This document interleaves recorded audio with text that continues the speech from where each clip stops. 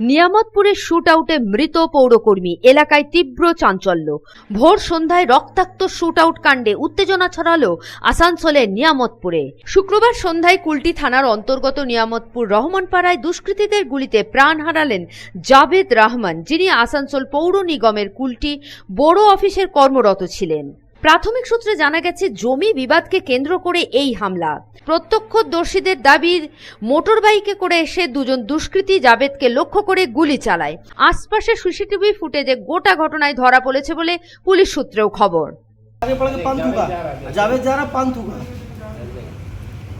गाड़ी पीछे तो सामने से मारे कपड़ा लपेटने का कोशिश किया चेहरा में, लेकिन लपेटा नहीं है।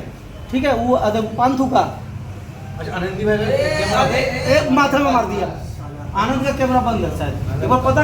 গুলিবিদ্ধ অবস্থায় স্থানীয়রা প্রথমে তাকে কুলটির একটি বেসরকারি হাসপাতালে নিয়ে যান এবং পরে তাকে আশঙ্কাজনক অবস্থায় স্থানান্তরিত করা হয় আসানসোল জেলা হাসপাতালে, যেখানে চিকিৎসকেরা তাকে মৃত বলে ঘোষণা করেন।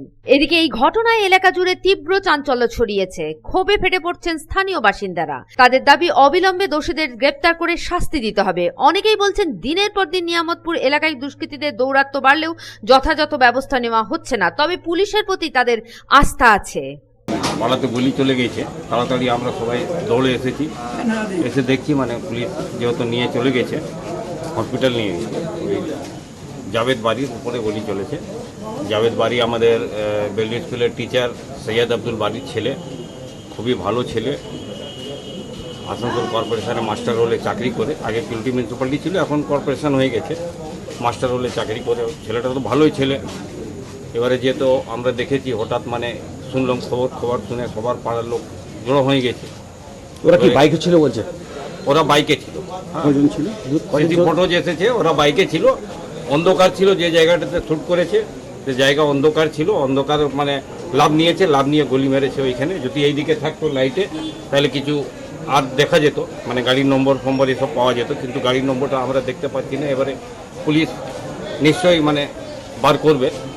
অন্যদিকে পুলিশ জানিয়েছে, গোটা ঘটনার তদন্ত শুরু হয়েছে। সিসিটিভি ফুটেজ খতিয়ে দেখা হচ্ছে। প্রাথমিকভাবে জমি সংক্রান্ত বিবাদ থেকে এই শুট আউট হয়েছে বলে ধারণা করা হচ্ছে। তদন্তের স্বার্থে একাধিক ব্যক্তিকে জিজ্ঞাসাবাদও করা হচ্ছে। মোটামুটি 10:30 বা 10:25 পর একটা ফায়ারিং ইনসিডেন্ট ঘটেছে এখানে। দুজন আননোন মিসক্রিয়েন্ট যাচ্ছিল, একজনকে জাভেদ বাড়ি বলে একজনকে ফায়ারিং করেছে। ফার্দার যা ঘটনা ঘটছে আপনি পরে জানাচ্ছি আর কি হচ্ছে না হচ্ছে। তো ওনাকে হসপিটালাইজড করা হয়েছে আপাতত। তো দেখা যাক ওটা চিনতে পারা গেছে। দেখুন, একটা তদন্ত সাপেক্ষ বিষয়, এখন বলা যাচ্ছে না, বলবো ঠিক। একটা সিসিটিভি ফুটেজ ভাইরাল হয়েছে, দেখছি, আমরা দেখে বলছি, আমরা দেখি তারপর বলছি। সন্তোষ মণ্ডলের রিপোর্ট, পাবলিক टाइम्स। स्वास्थ्य की रक्षा और अधिक पौष्टि, एग्रो फ्रेश आटा की रोटी, खुशी परिवार हरदम ताजा टेस्ट, आटा की जगत में एग्रो फ्रेश बेस्ट। संपूर्ण मात्रा में कार्बोहाइड्रेट, प्रोटीन, विटामिन, मिनरल से भरपूर एग्रो फ्रेश आटा, मॉडर्न साइंटिफिक टेक्नोलॉजी से बना हेल्दी एग्रो फ्रेश आटा। रोटी चपाटी पूरी पराठा, एग्रो फ्रेश आटा। স্বাস্থ্যোজ্জ্বল দেহে সঠিক পুষ্টি, এগ্রো ফ্রেশ আটা রুটি, এগ্রো ফ্রেশ আটা।